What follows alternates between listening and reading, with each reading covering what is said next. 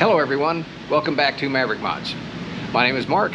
My goal is to keep the survivors on the road, put the survivors back on the road, or if you have to, combine a bunch of survivors from many into one and keep that one on the road. We're back on Alex's Mustang this week, so grab your popcorn, let's get started.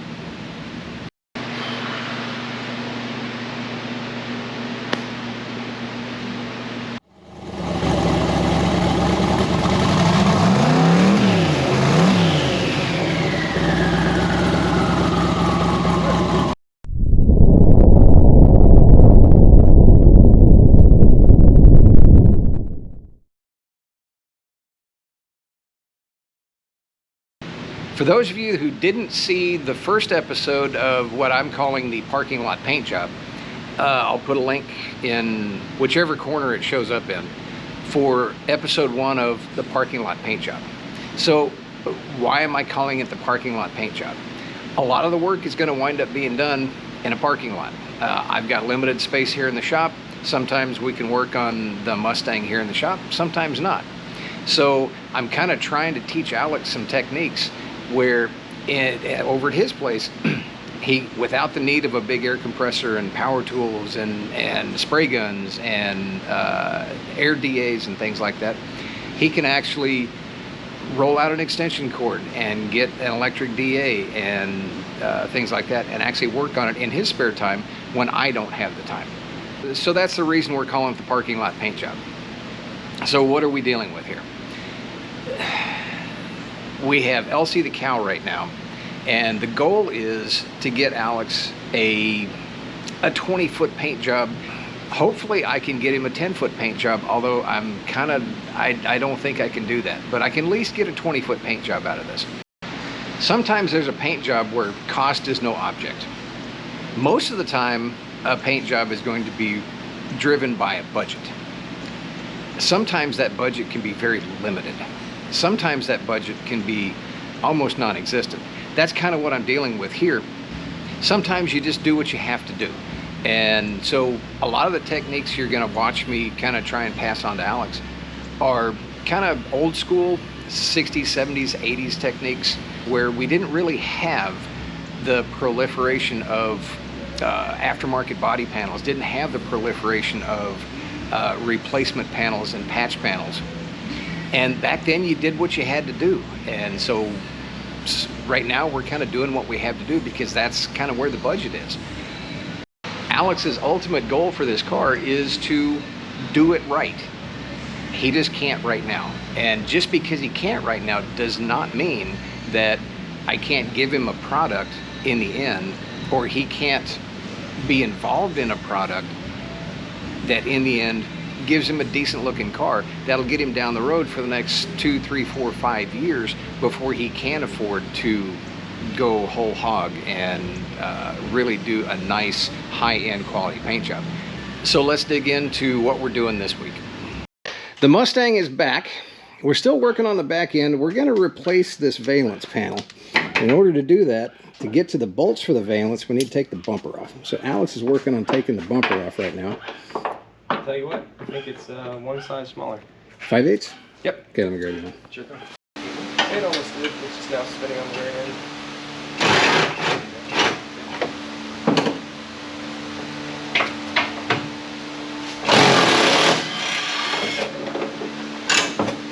Alright. Nice and easy. Alright, now, here's your bumper bolt.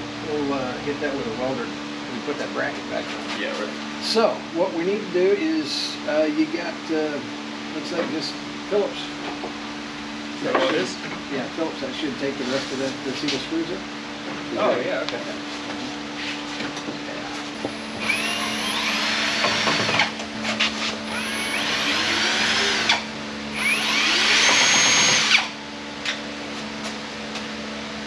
Looks like these are self-tappers. I'm not surprised. When the factory put this together, that's what they generally use. Really? Yeah, there's a guy with a powered driver like that. He just lines it up. There's usually just a hole in one panel, and there's not in the corresponding panel. So he just lines it up, starts putting in the screws. guess so. It's just missing. No, it looks broken. Missing the screw head. Okay.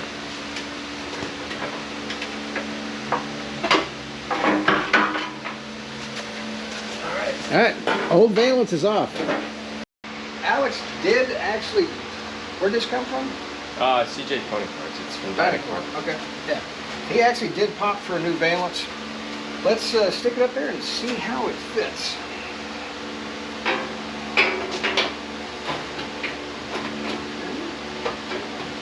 We are going to do a little bit of cleanup of the surface here before we start back on. Probably paint it a little bit there. Just hit it. Maybe with some primer. Yeah. Something to sign the rest. Yeah, okay. We're not doing too bad here. With a little tweak, and I think it's actually going to fit. So, let's go ahead and clean this area up. And just kind of knock some of the dirt and crap and whatnot off of it. Then stick it back up there and see what we got.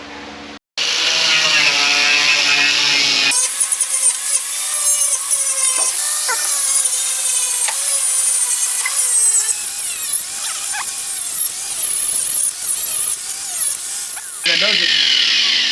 It's actually not Bondo, that's seam sealer. Is it? Yeah. Now let's go ahead and get all the screws in the center. Alright. And that's and see what it does for our lineup here. Alright. Yeah, just pull it out again. It doesn't like the threads, I don't think. Oh, these screws, they may be a little bit too small. Well, go ahead and just stick one in on this side to hold it while so I don't have to sit there and hold it. I'll find you some new screws. Okay.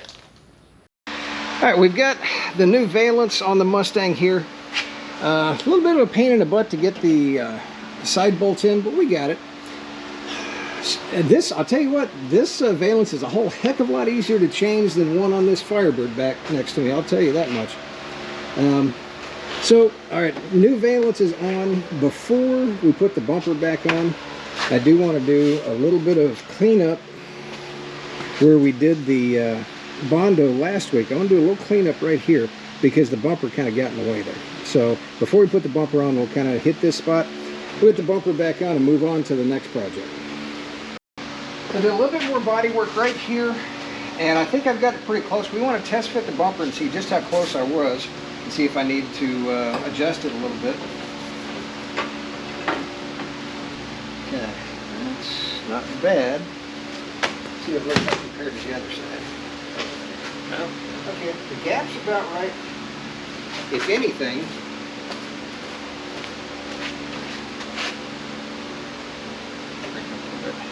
I actually need to bring this out just a little bit more. I need to make that a little bit sharper. Okay, go ahead and pop her down. Once in a while, you can use your belt sander as a sculpting tool.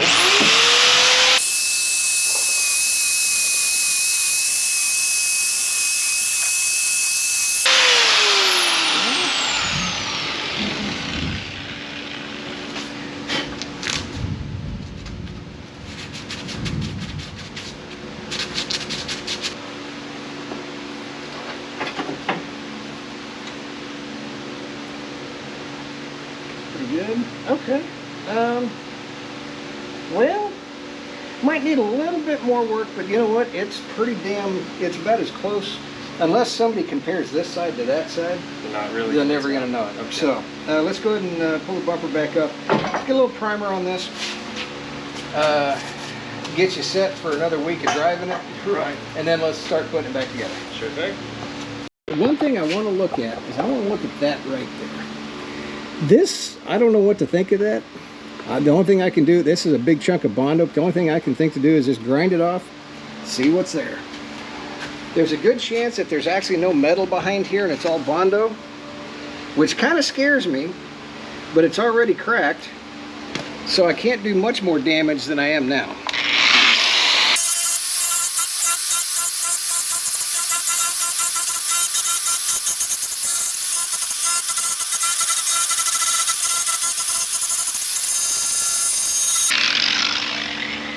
Well, I was right and wrong. There is some metal back there, and then there's not some metal back there.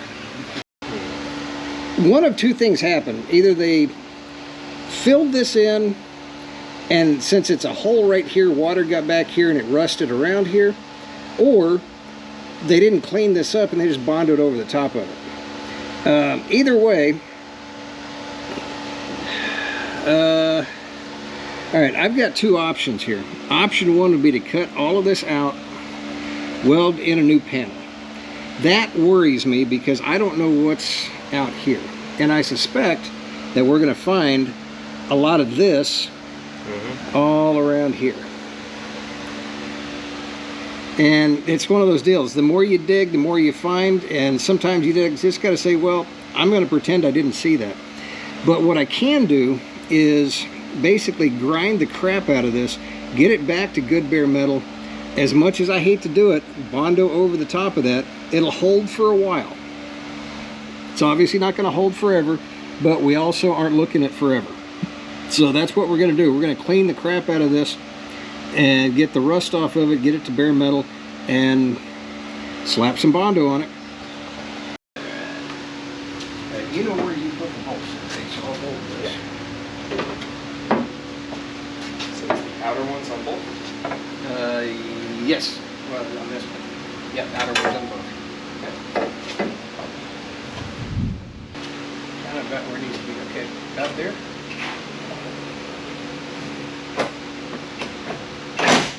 Okay, let's do the other side. You crank that. You tighten that.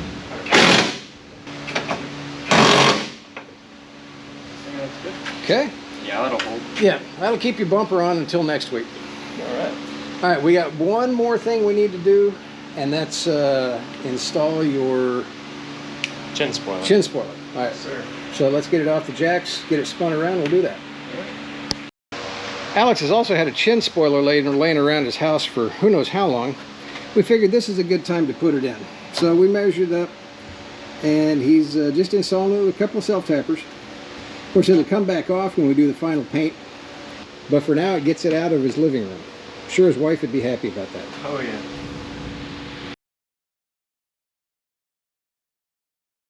We're going to see if Alex learned anything from the other day. I'm turning him loose on the little dent here. We're going to grind it out, see if we can knock a little bit of that dent out and refill it. See how he does. You're up.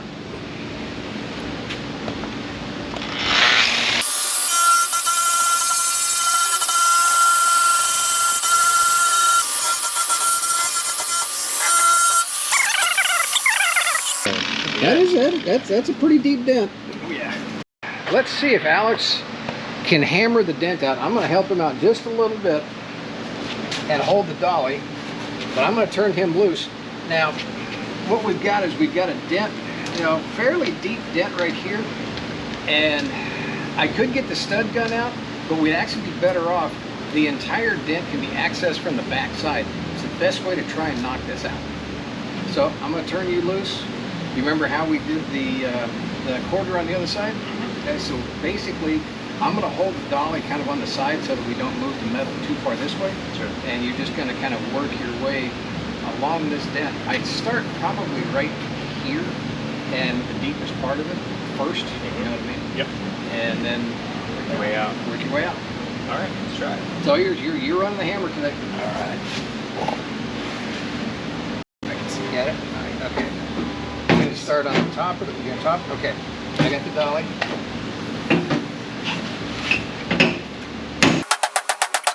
Go down a little bit. You knocked out the Bondo. That's good. Okay. I'd move down a little bit to about right here. Okay. A little bit higher than that. Right there. Yeah. All right. Now let me get right on it, and let's see if we can't just get this deepest part out. I'm going to go right on the dent right here. And you're going to be hammered against the dolly, but we're trying to actually knock that divot in. Okay. Should I just use the hammer itself? If you can get in there without hitting the lip? lip, yeah. Oh yeah, Oh, that's much better. Okay, so let's. I think we're done with the big hammer. Okay. We can work a body hammer now, and I'm going to turn you loose on that and let you kind of see how this works. Sure. So let me grab you a body hammer. All right. And again, we're not looking for perfect. We're looking for minimal filling. Right. Don't forget your phone there. Sure. All right. So a lot of first timers, and I made this mistake too, thinking a hammer and a dolly. Well, I'm supposed to put the dolly here and hammer against that and flatten the metal out. You don't want to do that because you wind up thinning the metal. Does that make sense? You squish the metal. Okay. So the idea is that you can move the metal. Let's say it's got a wave in it. So you can do one of two ways. You can hammer on the shallow part, but put the dolly on the side. Okay. Okay. And it'll kind of reshape it. Another thing you can do is you can push up in the middle, and you can hammer from the outside and knock it in that way. And sometimes it's a combination of both. Here, we've already started with a little bit of a high spot here, and just a hint of a high spot here as this came out. Right. Right? So feel that, see if you can feel it. Oh yeah, I feel that right there. Yeah, use your hand like this. That'll give you a good. Yep. So tell me where the high spots are. Got a big one right here. It's a big high spot. Okay, that's more of a crease. Yep. But now, is that a high spot or is that just a corresponding from a low here? So feel back here. Yeah, there's low. Right. Low, and then it's high up here. Yep. And high again right here. Exactly. Okay. So let's do this. Let's start working that side. So in that case, you might want to take the dolly and instead of putting it out here, put it right here because we know this is low. Just get the dolly here and just work this spot down. Okay. Try that. Sure. And do the same on both sides.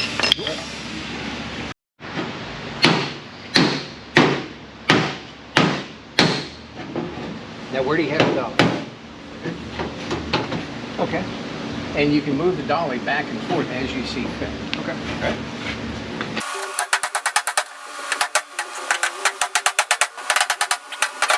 It's actually not bad in there. That's actually a little bit of a low. Maybe trying to work that up with the dolly here and the dolly there. If you spin the hammer around, use the pick portion of it, that'll help. Okay. That'll get it right in the corner there. Take your hand and run your hand across here like that. See, tell me if you think that's a high spot. Yeah, right here's a high spot. Yeah. But is it? So start from up here. And just kind of get your hand this way. There you go. Now, just kind of run it across. No, this is just a low spot. Exactly. That's See, just low. when you start out here, okay, and you come across, this is about perfect right there. But Right. everything else below is a sea little level. bit low, yeah. Okay? In fact, if anything, that might be just a little bit high. We may need to knock that in a little bit. You see how my hand is? I'll let you get over here. This is, for me, feels like the best way to feel it. So I start up here, move down, all along here. Okay? This is not a high spot, it's just a little higher than everything else. Right. Make sense? Yeah. Okay. So tell me see if you can, tell me if you can feel the same thing. Okay. Use your other hand. Just like I did. Low spot right here. Low's okay. This is high, a little bit high. But the question is it actually high? And remember, start up here with your hand, okay, and go down to here. Oh yeah. See? It's all low. Exactly. It's all low. Exactly. Because nothing shoots past. Exactly. So you know you've got a good contour basically to here. You've got a good contour from here. But if you start here and end here, you don't have that reference. You don't have that baseline. Exactly. Okay. Okay. Yep. All right. Now, as far as I'm concerned, we could mess with this all day long. The worst case, you're going to have an 1/8 inch of Bondo in here, which is perfectly acceptable to me. Okay. I mean, we could play with this metal all day long. We don't have the time for that. Well, we got the time for it, but it's not going to. You're still going to have some filler no matter what. All right. So, in this case, close enough is good enough. All right. Right. So let's get the grinder out and get some of the rest of this. Just clean this area up, and we'll be able to put some Bondo on here. Cool. All right, now on this one I'd go at it from two different directions. I'd start here and wipe down. There you go. So yep. Initially, to get it into the little crevices we couldn't get out. That way, you don't have any air pockets or air bubbles. Okay. I'd go just a hair heavier. Remember, we can always sand it down. Does the edge right here need some? Yeah. And on that one, I'd start here and wipe this way. Start here? Yeah. There you go. Okay. Now you can take your spreader and very lightly come across the side. There you go. And try not to scrape with your spreader. Right. There you go. And then kind of fill in up here as well and start in the middle and work your way up. Takes a light touch. Yeah, it does.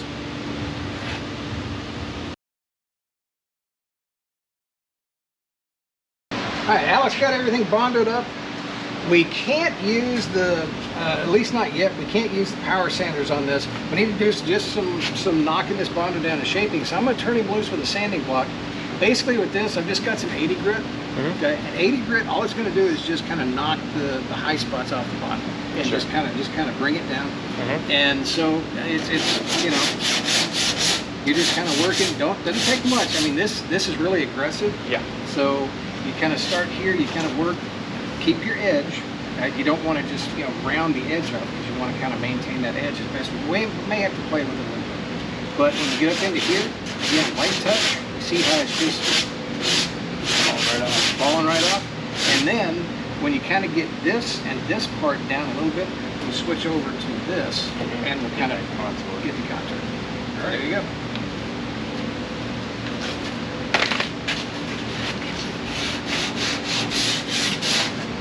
Always try and keep the sanding block flat to the surface you're working on.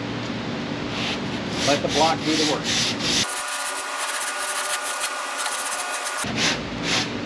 Remember on that one, your block is actually too big because you've got a body line right here, so you can't get the block. And don't worry about that.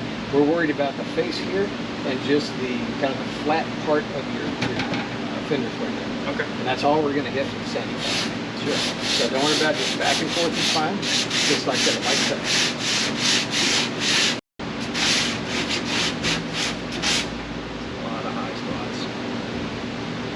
Spots too. Is that going to be too low, you think? Well, the whole deal is you want to get the high spots down because you don't know if it's a low spot until you've got everything back to the proper contour. Yeah. Okay.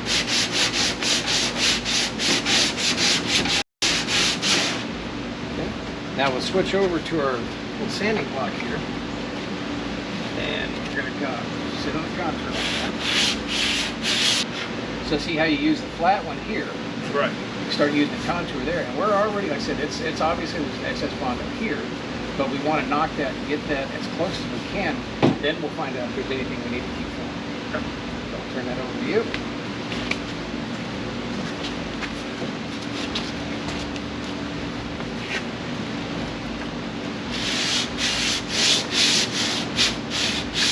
We switched over to hand sanding since we got the biggest part of the block sanding done, and I'm kind of getting you to feel in this contour. And what you want to do, like I said, run your hand, just kind of learn the feel.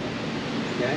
Now I can feel a little bit of a high spot in here, right here, and then as I go down, it feels pretty good, and then it contours pretty well right there. Here, it's still high right there. Right. So run your hand and see if you can feel the same thing. Oh yeah, it's like a bulge right here. Right. Yep. Okay. All right. So now there's some guys out there that say, "Oh, if you've got everything you touch, it's got to be a block sand." I disagree with that. Areas like this, if you can learn to sand by hand and get that feel in there where you can feel where you've gone enough. So work on that a little bit. You know where the high spots are.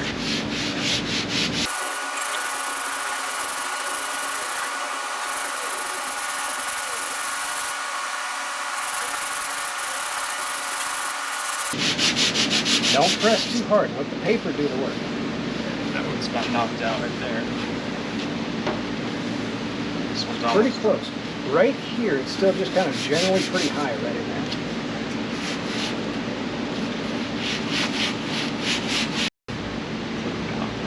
Let's see.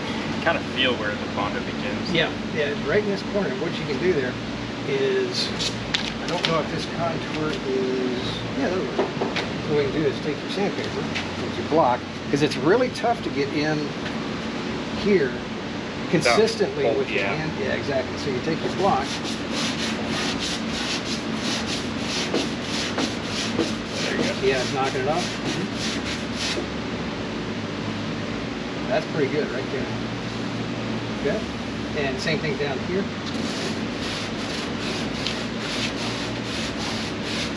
Right there in that little corner there, or not, it's not a corner, it's just a rounded edge right there. Right. Brings that out. After a little bit of final sanding, we put some primer on that spot just to keep it from rusting. Obviously, we're going to have to work on getting the rest of the area, the paint around the area, that's kind of next. Figuring out what we've got underneath there and what we have to work with. But for now, we got this spot fixed, and I think we're just about done with the worst of the bodywork.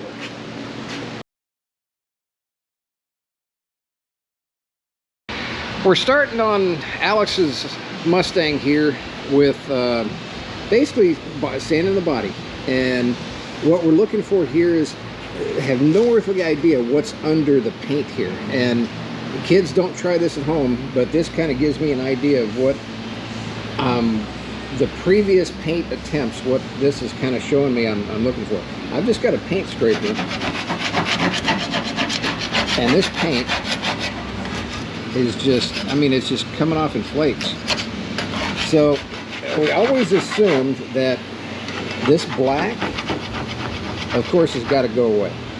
The white was the previous body shop's attempt. See, look at that. It's, I mean, no adhesion. Basically, what I'm looking at is to see where or if we find good paint. So we're going to get after it with the sanders. So I'm going to turn Alex loose on the deck lid. I'm going to start him off with the electric sander here. This is it's a DeWalt, it's a DA sander, but it's variable speed, which, you know, if you just get the standard speed, it's usually way too aggressive. I've got him started with 120 grit sandpaper because we're actually removing material. Let's see how it works. I started Alex off on the electric DA rather than an air-powered DA, simply because it's a little less aggressive. And, you know, when you're first starting out trying to do body work, the temptation is to just go crazy and try and, you know, blow all the material off and get it done quickly. And sometimes that's not the right approach. So I'd rather start him off a little slower than a little bit too fast. Back to the action. You know how to sand, but the main thing that a lot of guys make a mistake with, I'm going to start you off with a flat panel. Try and always keep the sander flat.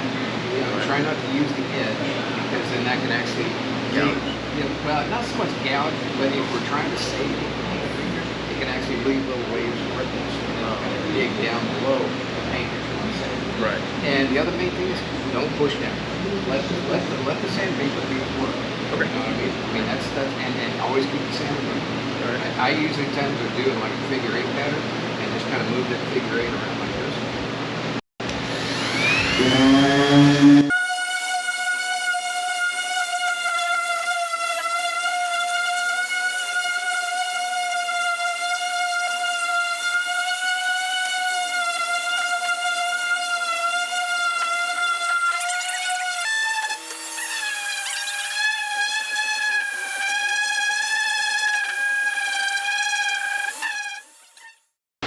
While Alex was working on the deck lid here, which we did have a couple of burn through spots down to bare metal, so it's actually got some OSPO on it to hopefully treat any rust that's come through.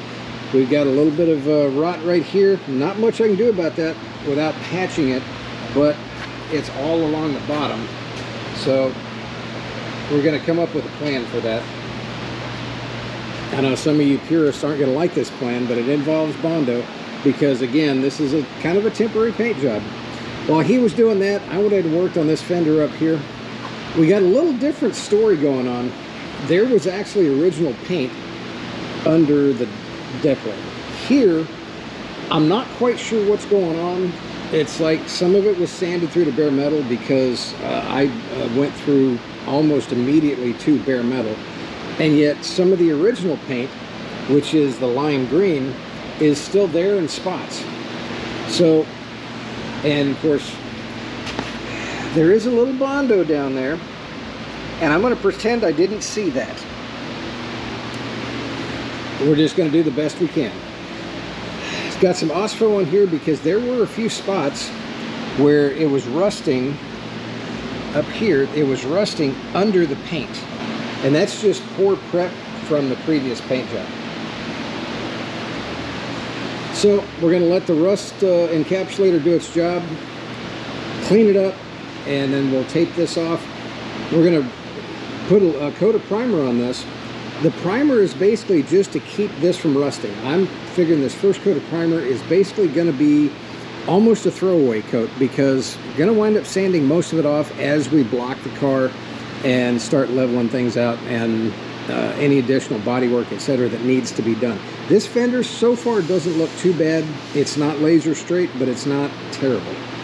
Let's let this dry, let the rust encapsulator do its job, and then we'll clean it up, tape it off, and come back. All right, guys, warm up your keyboards. I'm really about to upset you.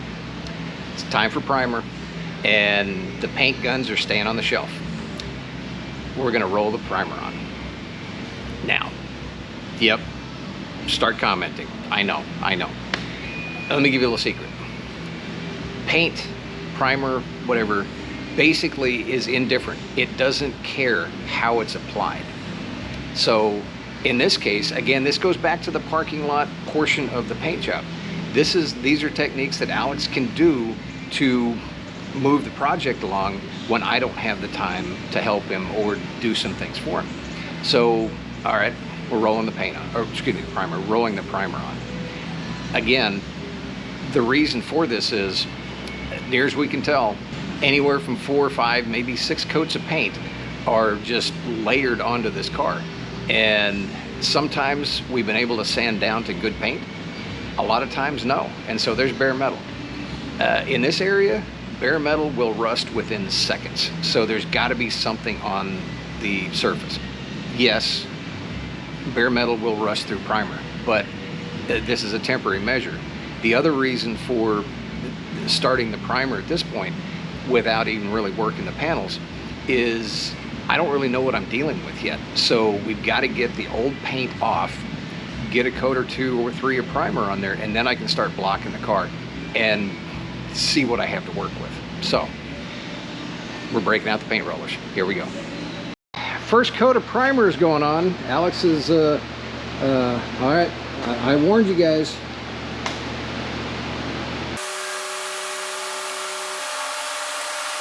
What you're going to want to try and do, like I said, start on one side, go all the way up, try and keep a wet edge.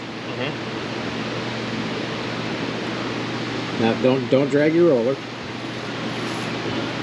There you go.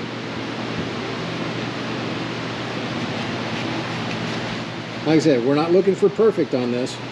All we're looking for is, at this point, number 1, rust prevention. And number 2, we need a surface that we can start with. And like I said, with that 1/4 inch nap velour roller, basically trying to spread the paint out doesn't work because you can't load that much paint on this roller anyway. So, and it actually is a little bit of a technique you got to learn with this particular roller versus your usual foam rollers or nap rollers like painting house paint. When it dries enough, you can actually roll over it again. Yeah, but it lifts it. That's the problem. Right. You see your texture is different and when you go over the top of it. That can all be sanded down, right? Oh yeah, every bit of this is going to be sanded down. Okay. Every bit of it.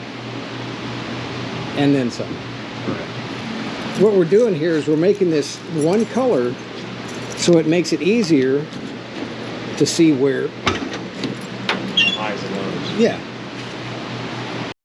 So I give Alex a few pointers here. This takes a little bit of getting used to. What I'm using here is I'm using a 1/4 inch nap velour roller. This is just 1K primer surfacer.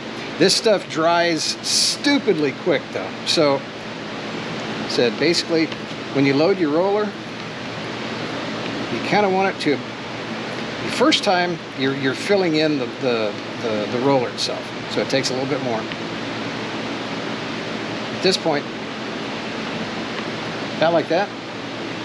I'll just start right here. And that, you notice I made it that far before I emptied the roller. Like I said, it's gonna texture, but it's not nearly as bad as like a normal roller.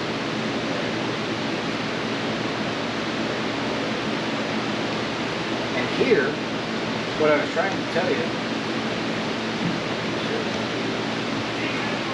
when your roller's full and you go in a smaller area like this, notice how it stopped right there. Okay, when you load your roller, you want to start here. Bring it in. Yeah, and you're unloading paint. So when you start back on your wet edge, you don't have this heavy paint layer that now you've got to try and spread all the way out. And then when you get out to here, you're done. Okay.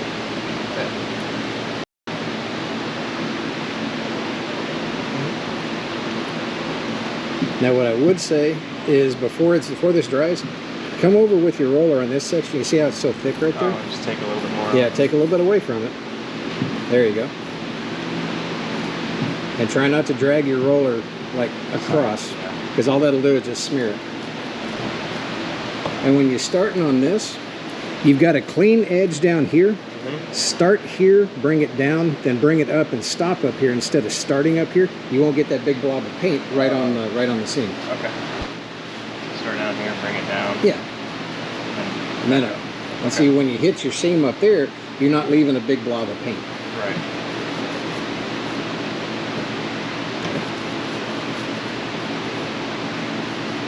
Oh, I see. Yeah. Yeah. Just That's less, it. All of this can be sanded. It's not a problem. It's just, how much sanding? yeah, if there's a bigger blob, it means you got to sand it a little bit more. This is a primer surfacer, so it's real similar to a high build. It's designed to go on thick. It's designed to fill in gaps, things like that. It's not designed as a final, pre-paint like a sealer. It's not designed for that. This is designed to be bodywork. So Alex got one fender and the deck lid with primer on it. And again, I want to say one more time, I'm going to repeat this as often as necessary. Most of this is going to be sanded off. That's why it's rough. That's why we rolled it on. It's on purpose.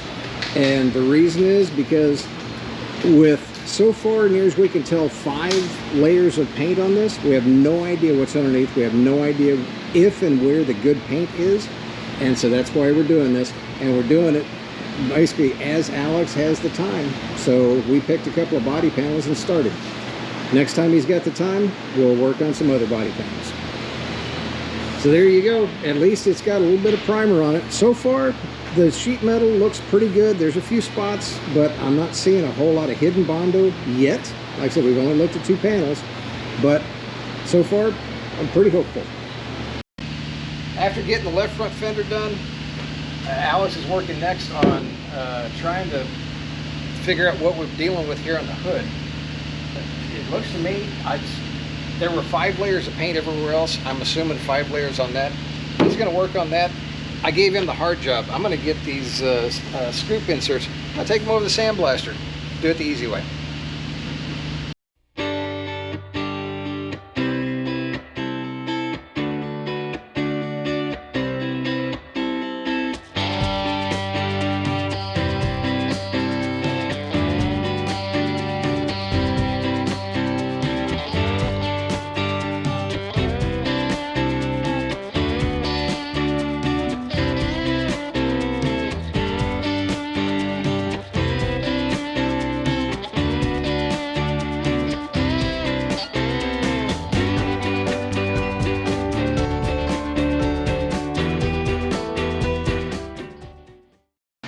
We got the hood sanded down. I'm not 100% happy with it yet, but we are running out of time today. So we're just putting on basically what amounts to a throwaway coat of primer on it, just to keep it from rusting, because most of the hood had to go down to bare metal. Everywhere you slop that paint on way too thick, you got to sand that off. All right. Get some good back on the roll.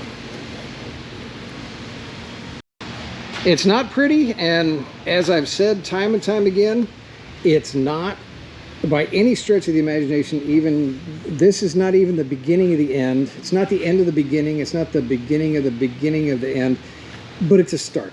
And we had to find out what was underneath the paint on the hood, just like we do the rest of the car.